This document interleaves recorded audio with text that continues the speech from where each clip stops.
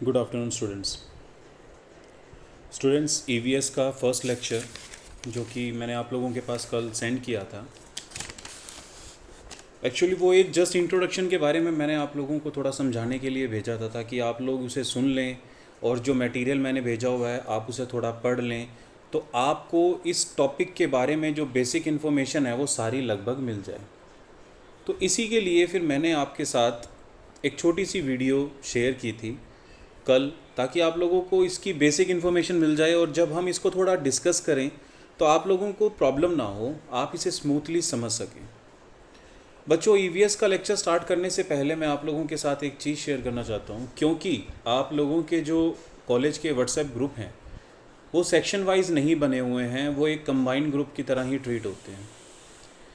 इसका मतलब ये हुआ कि बीए सेकंड सेमेस्टर बॉयज़ और गर्ल्स के जो ग्रुप इसमें ऑलरेडी फॉर्म्ड हैं, अब उसके अंदर सेक्शन ए और सेक्शन बी, यानी कि जिन बच्चों के पास ईवीएस सेक्शन ए है और सेक्शन बी है वो एक ही ग्रुप के अंदर ऐड हैं।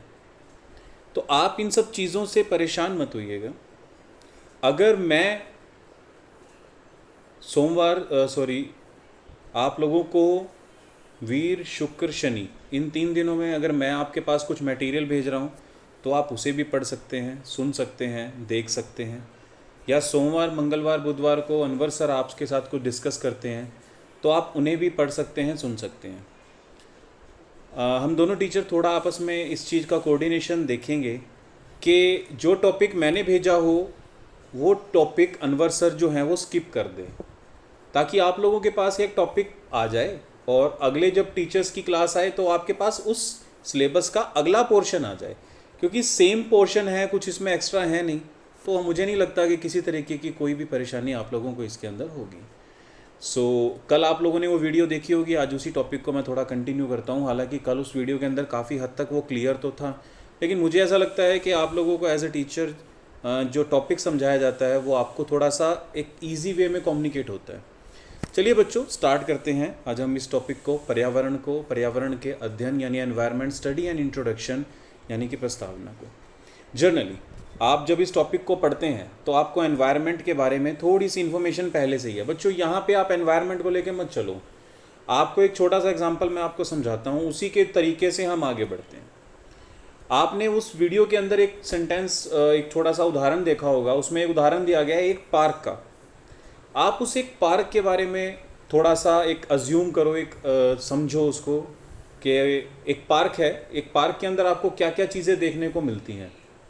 उस पार्क के अंदर आपको व्यक्ति, बच्चे, पक्षी, जीव जंतु, धरती, पेड़ पौधे, फूल, घास, हवा, सूर्य का प्रकाश, पानी, ये सारी चीज़ें देखने को मिलती हैं। इन सारी चीज़ों से मिलकर उस पार्क का एक वातावरण, एक एनवायरनमेंट बना हुआ है, एक पर्यावरण बना हुआ है।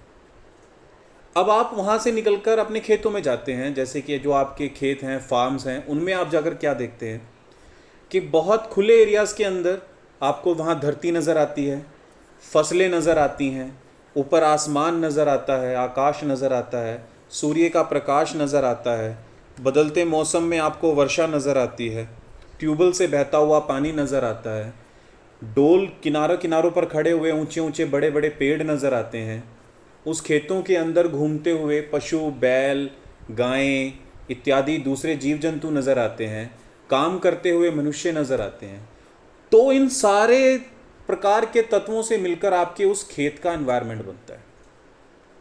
यानी कि एनवायरनमेंट या पर्यावरण होता क्या है, इसे समझने के लिए आपको सिर्फ इतना ध्यान में रखना है कि वातावरण या पर्यावरण वो एक मिश्रित रूप है। पर्यावरण एक मिश्रित रूप है जो किस किस के मिश्रण से बनता है, हमारे आसपास पाई जाने वाली जैविक और अजैविक तत्वों से मिलकर।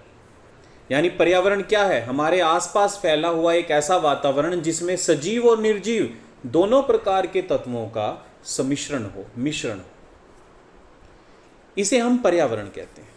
पर्यावरण बेसिकली फ्रेंच भाषा के एनवायरन से लिया गया है, जिसका अर्थ होता है घेरना, जिसका अर्थ होता है सराउंड करना। हम जहाँ रहते हैं, हम जिस घर में रहते हैं, उस घर का भी एक सराउंडिंग है, उस घर का भी एक पर्यावरण है। हम उसके अंदर क्या देखते हैं? खुले हुए आकाश देखते हैं, जो गांव के मकान होते हैं, वही वायु वगैरह, धरती, जीव जंतु, गाय भैंस बैल वगैरह सब खड़े होते हैं, हमारे सभी रिश्तेदार भाई बंद सब वहाँ पर रह रहे होते हैं, तो उसका भी एक एनवायरनमेंट होता है। बेसिकली पर्यावरण मैंने आपको समझाया क्या है, एक सीधी सी सब भाषा में आप समझ लीजिए कि पर्यावरण हमारे चारों तरफ फैला हुआ एक ऐसा आवरण है जिसमें जैविक और अजैविक दोनों तत्व शामिल हों, इसे हम पर्यावरण कहते हैं। अब पर्यावरण के अंदर दो घटक, जैसे कि मैं बता चुका हूं, जैविक और अजैविक। यहां पर आप देख सकते हैं कि जैविक घटक और अजैविक घटक, यानी कि लिविंग, इन्हें हम लिविंग बोलते हैं और इन्हें हम नॉन लिविंग बोलते हैं। ये दोनों ही जो हैं वो हमारे घटक हैं, किस प्रकार के? जैविक और अजैविक। जैविक और अजैविक घटकों का हम वर्गीकरण करते हैं कि कौन कौन से घटकों को, कौन कौन से तत्वों को हम जैविक घटक मानते हैं और किन किन को हम अजैविक मानते हैं। इसको समझने के लिए बच्चों सिर्फ आपको थोड़ा सा एक अजम्पशन, एक ध्यान खींचना होगा अपना एक बात की तरफ। लुक, जो लिविंग थिंग्स होती हैं, जिनके अंदर जीवन पाया जाता है, वो कौन कौन सी हैं आपके? पेड़ पौधे, पशु और मानव, यानी कि ह्यूमन। इन तीनों के अलावा आपको जीवन इस पृथ्वी पर कहीं और देखने को नहीं मिलता। क्या क्या किस किस में मिलता है आपको? सबसे पहले मिलता है प्लांट्स में, फिर मिलता है आपको ह्यूमंस में, फिर मिलता है आपको एनिमल्स में, यानी कि जीव जंतुओं में, पेड़ पौधों में, मानव में, ये सारी चीज़ों में आपको क्या मिलता है? जीवन। अब एक तरफ तो हो गए जैविक घटक और दूसरी तरफ हो गए अजैविक घटक। उस पार्क का भी एग्जाम्पल आप लोग देख सकते हैं कि उस पार्क के अंदर जो हमने स्टार्टिंग में देखा वो क्या था? मनुष्य जो है वो जीवित वस्तु है, पेड़ पौधे जो वहाँ पर हैं वो जीवित वस्तु हैं, जो छोटे छोटे एनिमल्स, डॉग्स, कैट्स या आपको गिलहरी वगैरह जो वहाँ पे देखने को मिलते हैं, चिड़िया देखने को मिलती हैं, कबूतर देखने को मिलते हैं, वो सारे क्या हैं? हमारे जैविक घटक हैं। अजैविक घटकों के अंदर क्या है बच्चों? यहाँ पर जो अजैविक घटक एक लिस्ट आपके सामने यहाँ बनी हुई है ना, ये सारी जो लिस्ट बनी हुई है, इसे आप थोड़ा सा नज़रअंदाज कीजिए, क्योंकि इनके अलावा जो अजैविक घटक है ना, उनकी सूची सही तरीके से अगर आप लोगों को बताई जाए तो वो क्या है। देखिए, आपके आसपास के एनवायरनमेंट में जो सबसे इम्पोर्टेंट अजैविक घटक है, नॉन लिविंग एक थिंग है, कंपोनेंट है, वो है धरती, अर्थ। उस धरती के ऊपर बनी हुई मिट्टी की वो परत जो कि अजैविक घटक है, लेकिन इस धरती, इस स्थल भाग के ऊपर पाए जाने वाली मिट्टी, इन दोनों के बिना हम अज्यूम ही नहीं कर सकते अपने आसपास के एनवायरनमेंट को। हम सब ह्यूमन हैं, आदमी, मानव इस समय इस पृथ्वी का सबसे बुद्धिशाली जीव है, परंतु उस बुद्धिशाली जीव की भी कुछ सीमाएं हैं। ये मानव इस धरती से उठकर आसमान में, हवाओं में नहीं रह सकता। हाँ, टेक्नोलॉजी के बेस पे वो कुछ यान बना सकता है, कुछ एक कैप्सूल्स वगैरह बना सकता है जिसके ज़रिए वो वायुमंडल में सरवाइव कर ले, लेकिन आप ये माने कि वो अपना पूरा जीवन वायुमंडल के अंदर रहकर बिता सकता है, अंतरिक्ष में बिता सकता है, तो पॉसिबल नहीं है। आप लोग अगर चाहें कि वो अपना पूरा जीवन समुद्रों के अंदर डूब के बिता दे तो भी पॉसिबल नहीं है, क्योंकि स्थल भाग मानव के जीवन के लिए सबसे महत्वपूर्ण घटक माना जाता है और वो अजैविक है। ठीक है, अब दूसरा जो अजैविक घटक है वो है वायु, यानी कि वायुमंडल। मैंने आपको क्या कहा? स्थल मंडल यदि ना हो तो मनुष्य वायुमंडल में रहकर जीवित नहीं रह सकता, परंतु यदि स्थल भाग आपके पास है तो भी वायुमंडल के बिना जीवन संभव नहीं है, क्योंकि वायुमंडल क्या है? गैसों का, धूल कणों का और जलवाष्पों का एक ऐसा मिश्रण है जो पृथ्वी को चारों तरफ से घेरे हुए है, या वो पृथ्वी के चारों तरफ सटा हुआ है, चिपका हुआ है गुरुत्वाकर्षण बल के कारण। वायुमंडल के अंदर जो गैसें हैं वो गैसें मनुष्य के जीवन के लिए बहुत उपयोगी हैं। हम अच्छे से जानते हैं कि मानव की श्वसन क्रियाओं के लिए वायुमंडल में उपस्थित ऑक्सीजन गैस की कितनी महत्व है या कितना उसका महत्व है। यदि वायुमंडल से ऑक्सीजन गैस गायब हो जाए तो आप लोग अज्यूम नहीं कर सकते कि कुछ ही सेकंड मिनट्स के अंदर पृथ्वी जनविहीन हो जाएगी। और इसका जीता जागता उदाहरण हम इस कोरोना पेंडेमिक में देख रहे हैं। सबसे ज़्यादा इस समय अगर किसी भी चीज़ की ज़रूरत है मरीजों को तो वो है ऑक्सीजन। ऑक्सीजन की मात्रा थोड़ी सी भी कम हो जाए तो कितना हाहाकार मच सकता है। आई थिंक इससे अच्छा एग्जाम्पल आपको देखने को नहीं मिलेगा, क्योंकि ऑक्सीजन जो है वो मानव जीवन के लिए उतनी ही ज़रूरी है जितना जल और खाना। आई थिंक कोई आदमी भूखा हो तो 6 से 7 दिन, 4 दिन, 5 दिन जीवित रह सकता है। पानी की कमी में वो 2-3 दिन तो जिंदा रह ही सकता है, लेकिन ऑक्सीजन की कमी से शायद कुछ मिनट ही जिंदा रह सके। इसका उदाहरण आप देख सकते हैं। तो वायुमंडल का भी होना हमारे लिए उतना ही ज़रूरी है जितना ज़रूरी हमारे लिए धरती पे रहना या धरती की हमारे लिए ज़रूरत है। अब हमारे पास दोनों हैं, यानी कि धरती भी है, स्थल भाग भी है और वायु या वायुमंडल भी है। स्थल मंडल भी है, वायुमंडल भी है, तो भी क्या हम जीवित रह सकते हैं? पॉसिबल ही नहीं है बच्चों, क्योंकि स्थल और वायु के अलावा भी एक ऐसा कंपोनेंट है जिसके बिना जीवन का कोई अस्तित्व नहीं है, और वो है जल, यानी कि जल मंडल। ये तीनों अजैविक तत्वों के आधार हैं। बाकी सारे अजैविक तत्व जो यहाँ पर लिखे हुए हैं, जैसे कि आप लोगों ने देखा तापमान, नमी, वर्षा, हिमपात, जल, प्रकाश, ये सब चीज़ें कहीं ना कहीं किससे जुड़ी हुई हैं? आपकी किससे जुड़ी हुई हैं? इन्हीं 3 मंडल से जुड़ी हुई हैं। तापमान, नमी, वर्षा, हिमपात ये हमारे वायुमंडल के हिस्सा हैं। जल ये हमारे जल मंडल का हिस्सा है। प्रकाश हमारे वायुमंडल का हिस्सा है और मिट्टी हमारे स्थल मंडल का हिस्सा है। ये तीनों मंडल मिलकर ही अजैविक तत्वों का निर्माण करते हैं। इन तीनों तत्वों के साथ जब तीनों जीवित हमारे कंपोनेंट तत्व, यानी कि मानव, वनस्पति और जीव जंतु, ये तीनों तत्व जब अजैविक तत्वों स्थल, वायु, जल मंडल के साथ क्रियाएं करते हैं, अंतर क्रियाएं करते हैं, तो उनसे जिस वातावरण का निर्माण होता है उसे हम पर्यावरण कहते हैं। आपको इतना समझ में आ गया होगा। तो बच्चों अब आपको मैं छोटी छोटी बातें जो हैं वो जोड़ कर समझाता हूँ। देखिए 6 तत्व हमारे पास हो चुके हैं। 6 तत्व हमारे पास हैं। सबसे पहले है मानव, यानी कि ह्यूमन। सबसे पहले क्या है हमारा? ह्यूमन। और दूसरा है हमारे पास, सबसे पहले है हमारे पास ह्यूमन।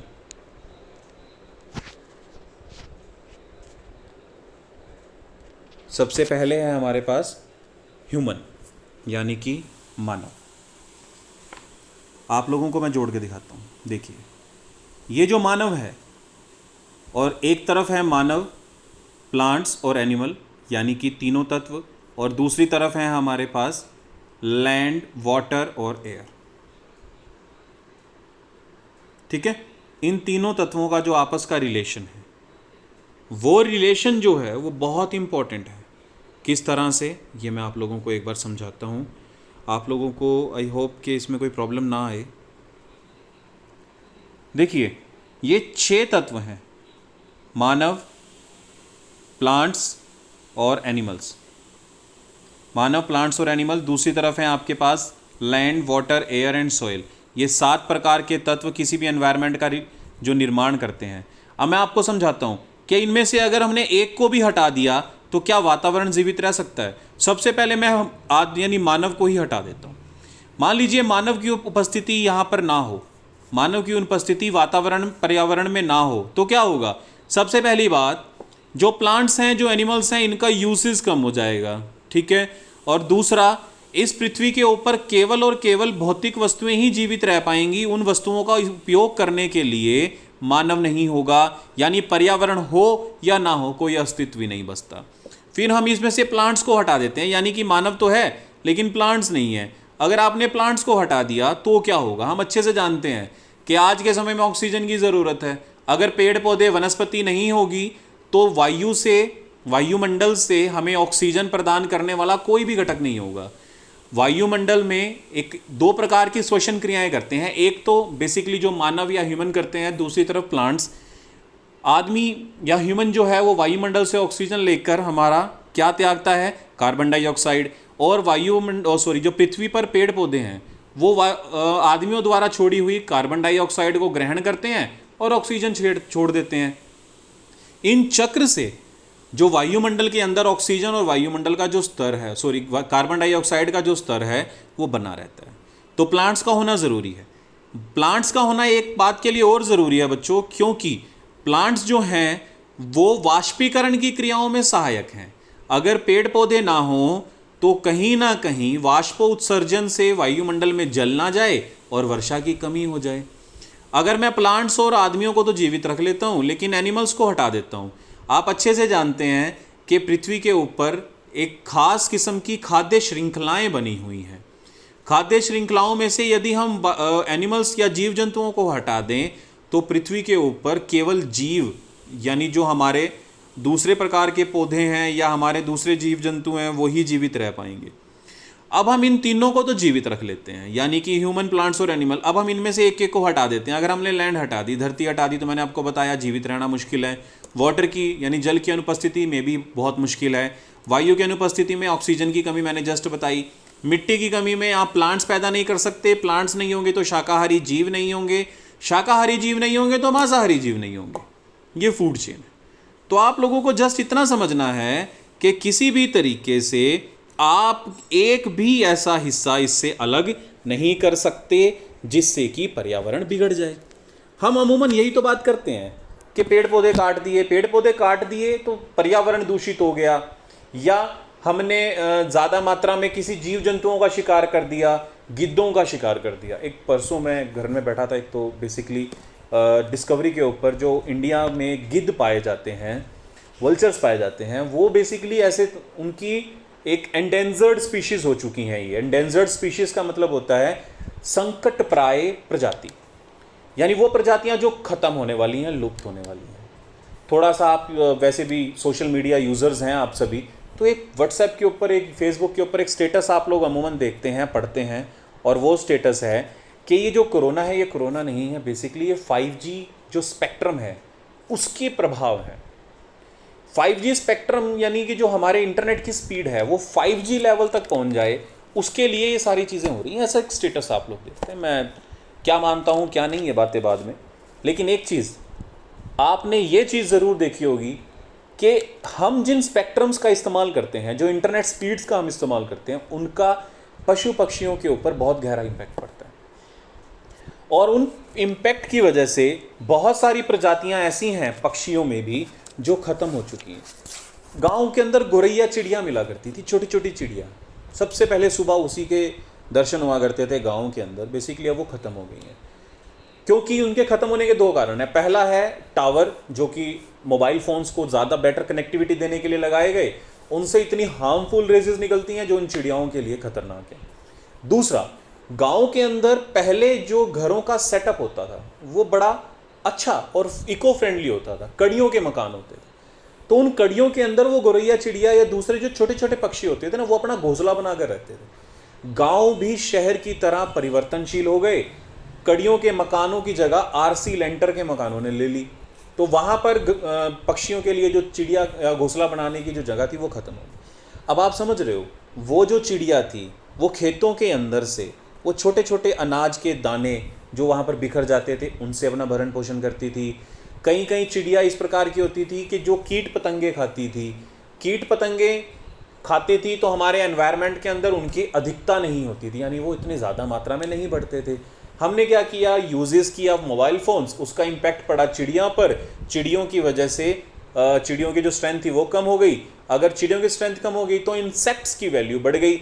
इंसेक्ट यानी कि कीट पतंगे जब खेतों में बढ़ने शुरू हो गए तो खेतों के अंदर हमने ऑर्गेनिक चीज़ों को छोड़ केमिकल्स का यूज़ करना शुरू कर दिया, क्योंकि हमें उनको मारना तो है। और इन सारों का इम्पैक्ट कहाँ पड़ा, हमारे पर्यावरण पर। जर्नल सी बातें हैं बच्चों, कुछ भी नहीं है इसमें। आपको सिर्फ इतना समझना है कि जैविक और अजैविक तत्व कहीं ना कहीं जुड़े हुए हैं आपस में। मानव है तो धरती का भी इस्तेमाल है, मानव है तो वायु का भी इस्तेमाल है, और मानव है तो जल का भी इस्तेमाल है। यदि मानव नहीं तो कोई एनवायरनमेंट नहीं। अगर पक्षी हैं तो एक खाद्य श्रृंखलाएं हैं, मानव के लिए उपयोगी हैं। अगर पक्षी जीव जंतु नहीं तो मानव का अस्तित्व भी खतरे में पड़ जाएगा। सभी चीज़ें जुड़ी हुई। अब आते हैं हम पर्यावरण के मल्टी डिसिप्लिनरी जो नेचर है, यानी कि जो हमारा पर्यावरण है वो केवल एक तत्व ना होकर या एक विषय से संबंधित ना होकर कई विषयों के साथ जुड़ा हुआ है। बच्चों, मैंने अभी आप लोगों के सामने 7 तत्व रखे: मानव, वनस्पति, जीव जंतु, भूमि, जल, वायु और मिट्टी। पहले तो इन सातों के अलग अलग सब्जेक्ट्स हैं, वो सब्जेक्ट पर्यावरण के लिए जरूरी।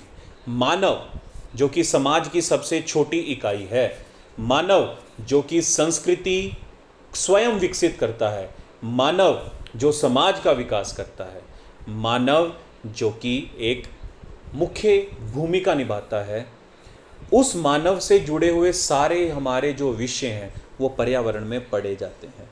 यानी कि समाज शास्त्र के अंदर समाज के अंदर रहने वाले मानव जो कि सबसे छोटी इकाई है, उसकी गतिविधियां देखी जाती हैं।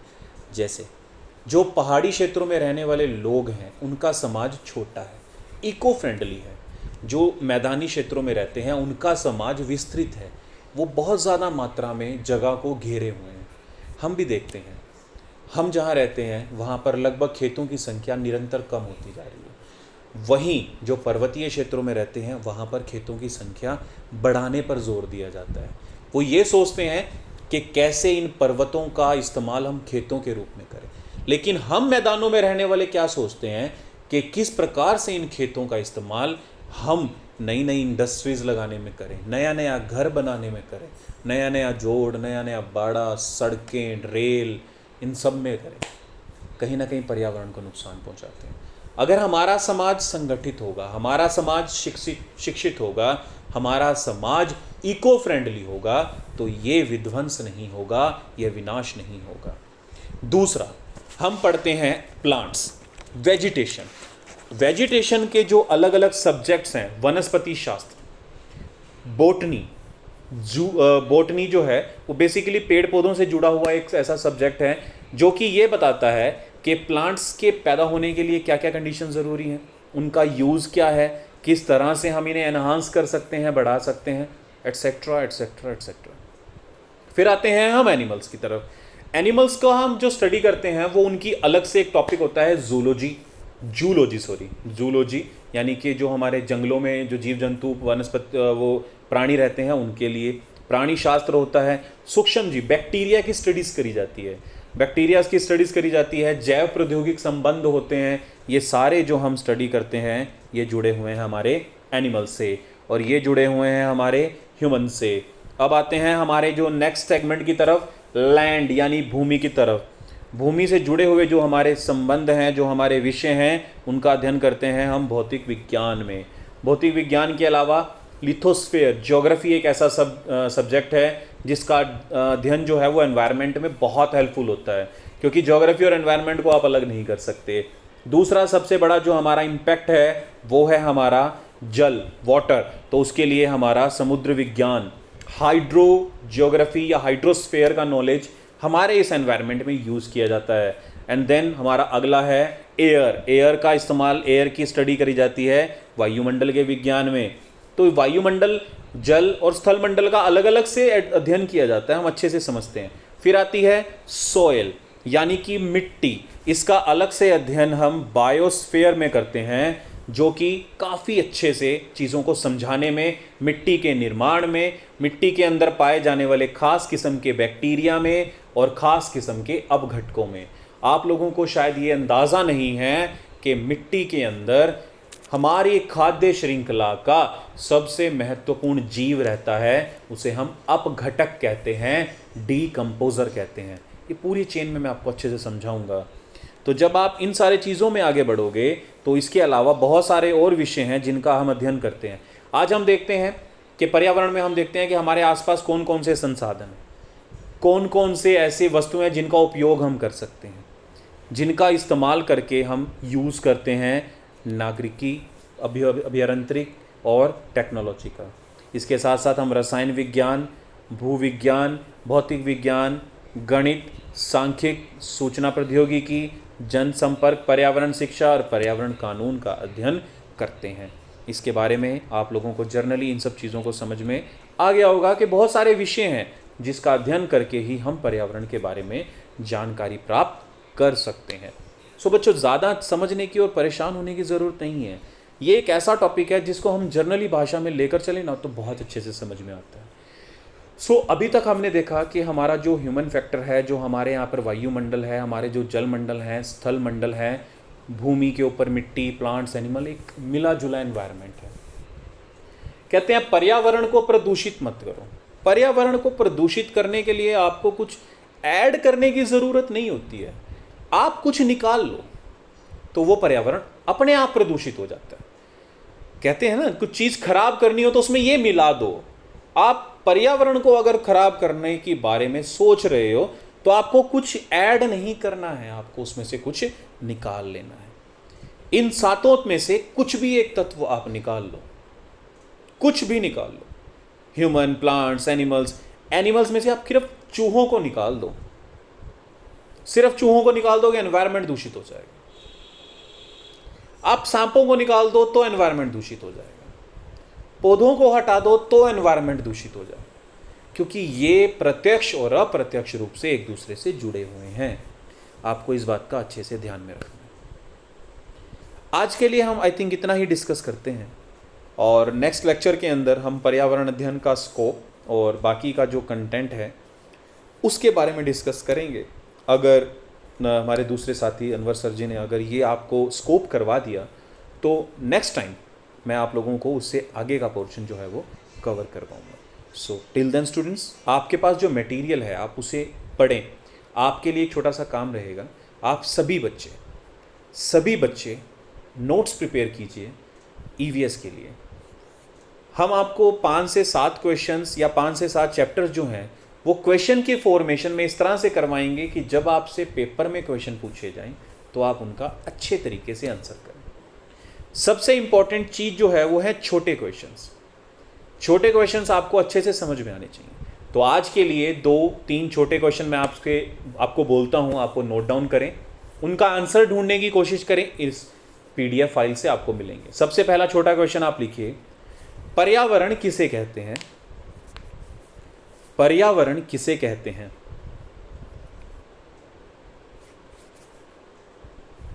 पर्यावरण किसे कहते हैं? Question number 1।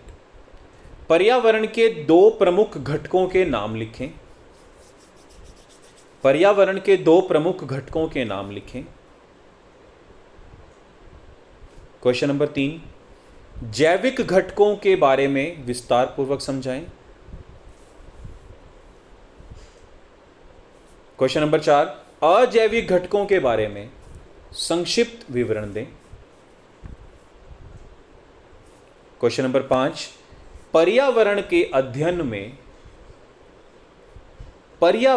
अध्ययन में किस प्रकार दूसरे विषयों की भूमिका रहती है? पर्यावरण के अध्ययन में किस प्रकार दूसरे विषयों की भूमिका रहती है? बच्चों, ये 5 क्वेश्चंस का आंसर आप मुझे लिखकर मेरे व्हाट्सएप नंबर पे सेंड करेंगे, ठीक है? और मैं उनको चेक करूँगा, और नेक्स्ट लेक्चर के अंदर वी विल डिस्कस लेटर कि हमें इसके बारे में और आगे क्या जानकारी प्राप्त करनी है। आज आप इसे सुनिए, वीडियो को देखिए, और जो कंटेंट मैंने आपके पास भेजा हुआ है इनसे छोटे छोटे क्वेश्चंस का आंसर जो है वो करके आप PDF बना के मुझे सेंड कीजिएगा। Till then students, next lecture के लिए ऑल द वेरी बेस्ट। हम बहुत जल्दी मिलते हैं। Thank you.